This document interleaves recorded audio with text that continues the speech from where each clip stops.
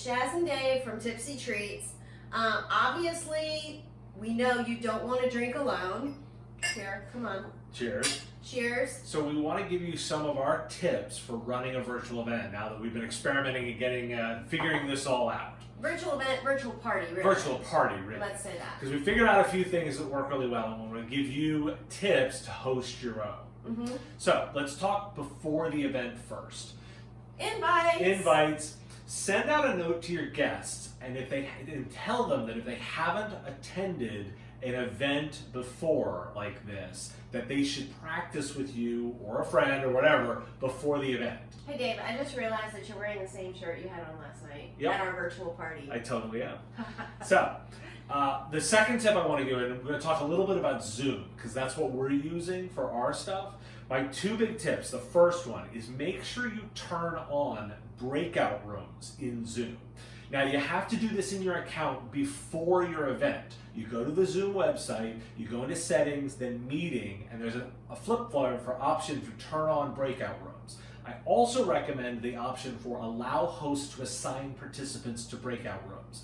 And the reason is because if your party gets big, you can start creating smaller groups of people, and you, the host, make sure the right people get matched together and not just randomly. Hey, you could be like a matchmaker, and you could put people that you want to meet in a room. That won't be awkward at all. Not at all. So, but we got to turn that on before the event in your account. Now, the other thing I'm going to say is turn off the ability for participants to do screen sharing. Oh, why, Dave? Well, there's two reasons. First off, pranksters have already started using this in bad ways. But who would do that, Dave? I don't know any friends that might do that. But the other thing about it is, even when people are trying to do it for like a good reason to share stuff, it ends up taking over the entire display of everybody attending. Not everybody wants to sit there and watch cat videos with you. Exactly. So if somebody wants to share something, they can hold their phone up to the camera, or they can just text it to everybody.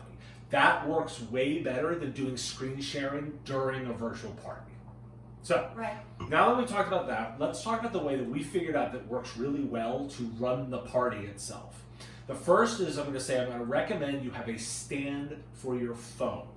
In the description for this video, I'm going to include links to the one that I use to keep my phone up. Buy whatever you want. Don't do this. Put whatever you want, but we've got a particular one that we put our phone on just so you've got a recommendation. You can put it on a bunch of books, you can prop it up, doesn't matter, but use a stand. This lets you point your phone at where you're sitting and hanging out, but also you'll be able to use the camera on the back, which is a way higher quality than the selfie cam. Did anybody know that, by the way? I didn't. It's way higher quality. So, the second thing is make sure you've got a long power plug for your phone. Okay, the reason is your phone's going to be running the entire event, and if it runs out of power, your party is over. Excuse me, I have to plug in my phone. So plug it in. Now, the way you're going to do that then is because your phone's going to be on a stand and you're going to be behind it, you need to be able to see everybody. What we recommend there is you have a TV. Okay, that's your TV. So set yourself up in a place where your TV can be positioned behind you there. You position it behind your phone so that you can look at everybody, and then you'll project the party onto that. The final thing about that, particularly for the host, is that I recommend a Bluetooth speakerphone that you can plug in. You can do it with your AirPods and Bluetooth if it's just you, but if it's like a couple, you're going to want the little speakerphone there to help manage it for the two of you.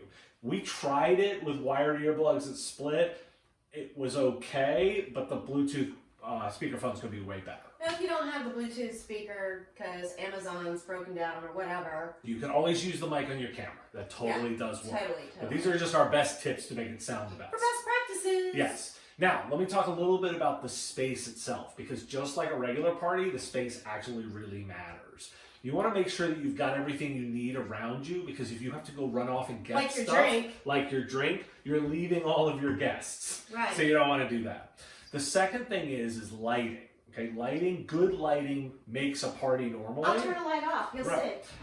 What we actually normally recommend with a party when we do it physically is we kind of dim things, right? For cool mood lighting and stuff like that. It works really well for relaxing people. The problem on a virtual event is you can't see anything anymore.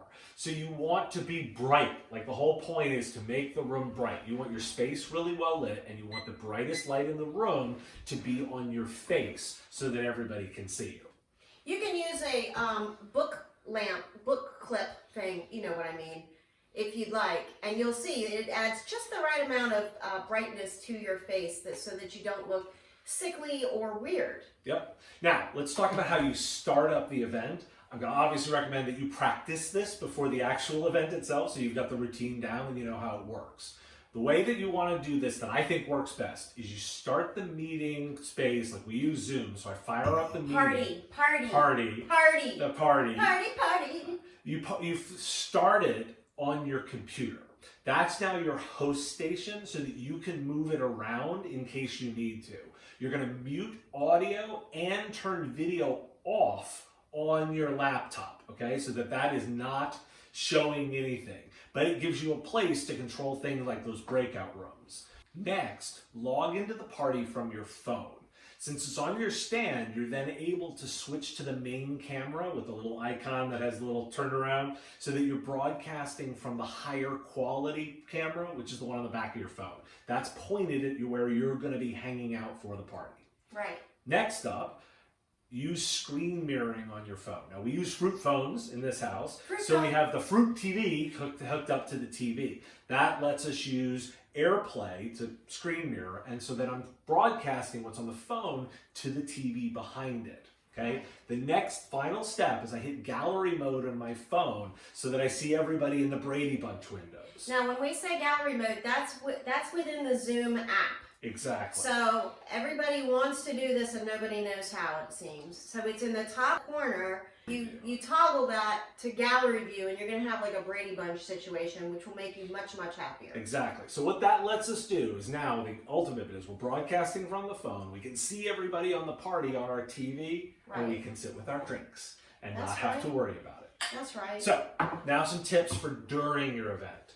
Be prepared to explain gallery view a lot of times. Like that's the one thing that people will say, I can't see everybody.